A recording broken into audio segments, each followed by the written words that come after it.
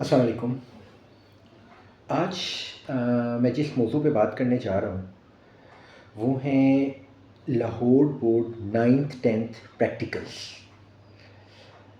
9th-10th के अंदर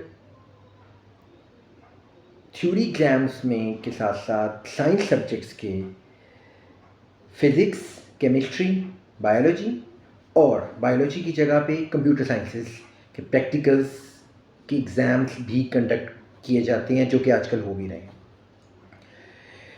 एक प्रॉब्लम की तरफ निशानदेही करना चाहता हूँ, जो कि बहुत बड़ा प्रॉब्लम है, जो कि फेस करते हैं students, parents and teachers also. वो ये है कि प्रैक्टिकल एग्ज़ाम्स का कोई भी क्राइटेरिया नहीं है।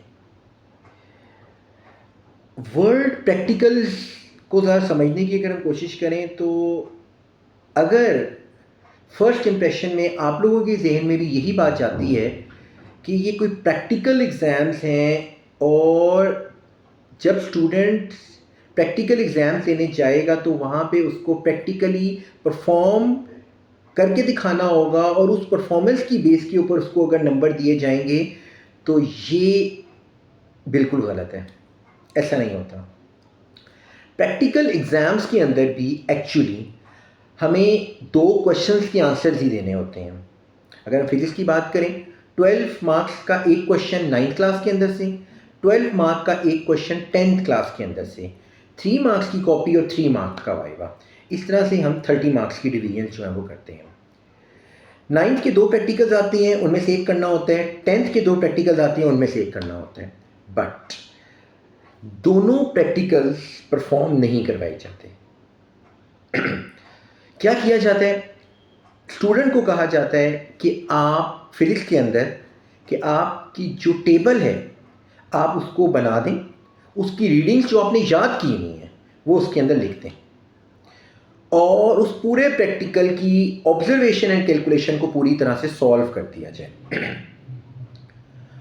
80 to 90% लाहौर के अंदर, लाहौर एक बड़े शहर की बात कर रहा हूँ, छोटे शहरों में इससे भी बुरे हालात होंगे, 80 to 90% ऐसे स्कूल हैं जहाँ पर प्रैक्टिकल सामान दिया ही नहीं जाता।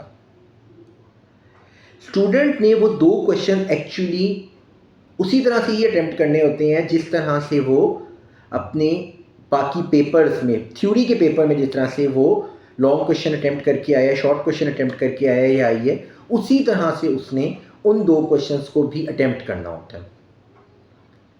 और ये क्वेश्चन बड़े ही आराम से उसी थ्योरी के पेपर के साथ भी लिए जा सकते हैं, लेकिन नहीं लिए जाते। क्यों नहीं लिए जाते, इस पर मैं बात करता हूँ।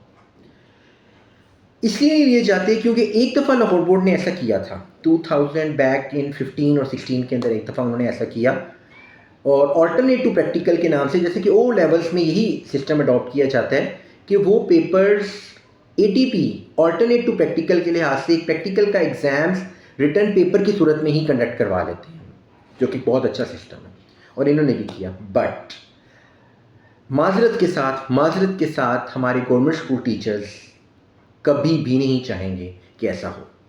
क्यों? क्योंकि बकौल उनके ये मैं पिछले 15 ईयर्स से इस काम को देख रहा हूँ, बहुत ही क्लोजली मैंने इस काम को ऑब्जर्व किया है, तो आज मैं ये बात करने आया हूँ। बकौल उनके वो ये कहते हैं कि सर हमारी मिसेस की हमारी पेस फंसी हुई है जी ऑफिस के अंदर। कुछ ऐसे टीचर्स होते हैं जिनके प्लॉट्स पे कब्जे हुए हैं, कुछ ऐसे हैं जिनको लेस्को ने एक्स्ट्रा बिल्स चार्ज कर दिए हैं, सुई गैस के मीटर लगवाने हैं नए प्लाट के ऊपर।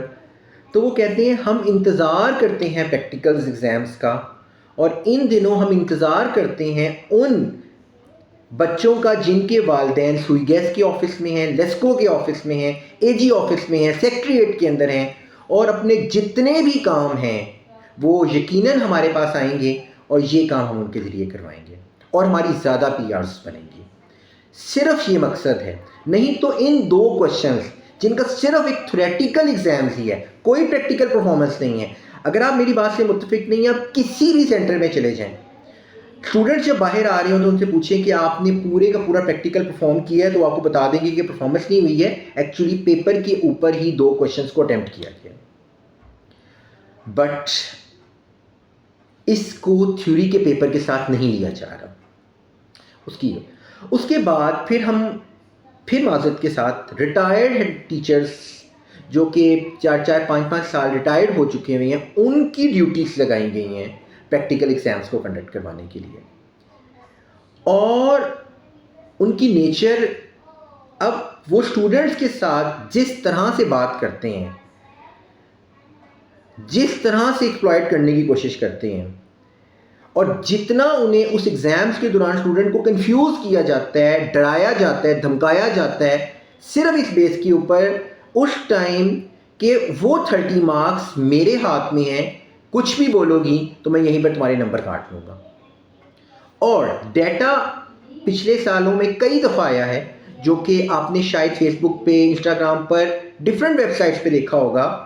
वो स्टूडेंट्स जिनके 60 थ्योरी 9th के अंदर 60, थ्योरी 10th के अंदर 60 मार्क्स हैं, उनको प्रैक्टिकल में 16, 18, 21 मार्क्स दिए गए आउट ऑफ 30। और वो स्टूडेंट्स जो थ्योरी के एग्ज़ाम में फेल हो चुके हुए हैं, जिनके 10 एक सब्जेक्ट में मार्क है, एक में 20 मार्क्स हैं, टोटल मिला के उनके 30 बन रहे हैं, उनको सिर्फ प्रैक्टिकल्स के अंदर ही 30 मार्क्स दे दिए गए हैं। ऐसा कई दफ़ा होता है। इस प्रॉब्लम को जब बोर्ड ने हाईलाइट किया टीचर्स के सामने, तो उन्होंने इसका बड़ा एक मुज़हका खेज हल निकाला। और वो हल ये निकाला कि टीचर्स ने कहा हमें पता नहीं चलता कि किस स्टूडेंट के कितने मार्क्स हैं, आप प्लीज़ हमें उसके नंबर भी पीछे लिख के दिया करें। यानी कि उसके पिछले नंबर्स को देखकर जज करके आप प्रैक्टिकल्स के दौरान उससे नंबर लेंगे। सिर्फ एक 3 नंबर की कॉपी और एक 3 नंबर का वाइवा, और वाइवा के दौरान कभी भी वो सवाल नहीं पूछा जाता जो प्रैक्टिकल के दौरान किया जा रहा होता है।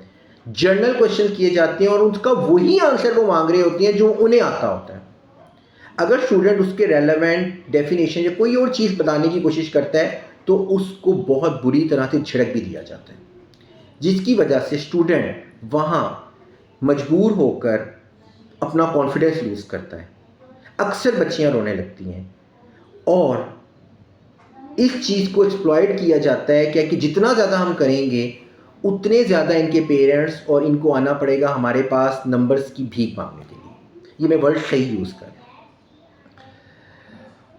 आप प्रैक्टिकल एग्ज़ाम्स के अंदर प्रैक्टिकल्स की परफॉर्मेंस की अगर हम बात करें तो हमारे इंस्ट्रूमेंट्स ऐसे हैं ही नहीं जिन पर जो रिज़ल्ट रिक्वायर्ड रिज़ल्ट्स हैं वो हासिल किए जा सकें। ये टेक्निकल बात है, वो भी मैं छोटी सी करना चाह रहा हूँ।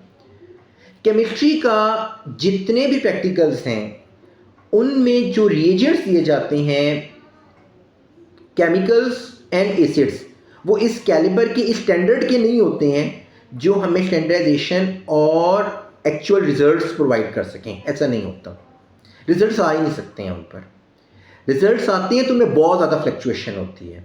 अगर आप रिजल्ट में अपनी रीडिंग के मुताबिक फ्लक्चुएशन उन्हें शो करके दिखाएंगे तो वहाँ एग्जामिनर बैठा इस बात को समझेगा ही नहीं। मैं यहाँ एक बात ये भी शेयर करना चाहूँगा, मैं ऐसे स्कूल्स में भी गया हूँ जहाँ पे प्रैक्टिकल एग्ज़ाम एक क्लास के अंदर कंडक्ट करवाया जा रहा है, तो वहाँ टीचर से मिलने पर ये पता चला कि आप तो क्लास के अंदर कंडक्ट करवा रहे हैं। तो जो वहाँ टीचर एग्ज़ाम्स लेने आया हुआ तो उसने कहा स्कूल की लैब तो मैंने भी नहीं देखी है, हम इसी क्लास के अंदर ही पेपर कंडक्ट करवाते हैं। सिर्फ एक पेपर कंडक्ट करवाया जाता है, उनकी कॉपी चेक की जाती है, उनसे वाइवा के सवाल पूछे जाते हैं, प्रैक्टिकल परफॉर्म नहीं करवाया जाता। जिस बेस, अगर आप परफॉर्म नहीं करवा रहे तो इन्हीं क्वेश्चन को आप थ्योरी में भी पूछ सकते हैं, लेकिन ऐसा नहीं किया जाएगा। प्लस मैंने कहा अगर वो भी ये जानते हैं शायद कि अगर एक्चुअली इनको परफॉर्म भी करवाया जाए तो वो रिजल्ट्स हमें उस तरह से नहीं मिलेंगे।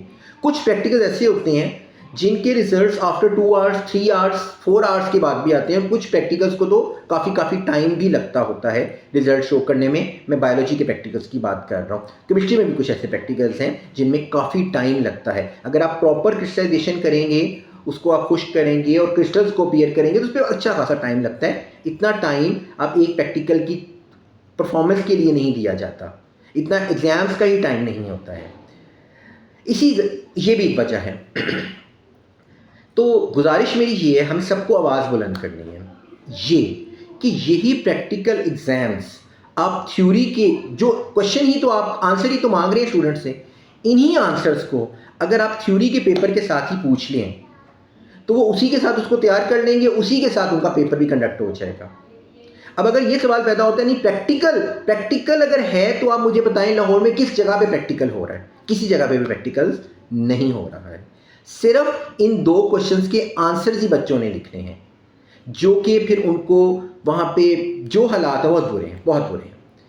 सो प्लीज़ इस 9th-10th के प्रैक्टिकल्स के लिए आवाज़ बुलंद करें, और अगर आपको मेरी बात समझ आती है और आपको भी लगता है इस पे कोई और बात की जा सकती है तो इसको आगे शेयर करें और उन तक पहुंचाएं कि किसी तरह हमारी बात अहबाब इख्तियार तक पहुंच जाए और वो एक्शन लेने पे मजबूर हो जाए, ताकि हम एजुकेशन सिस्टम को और बेहतर कर सकें।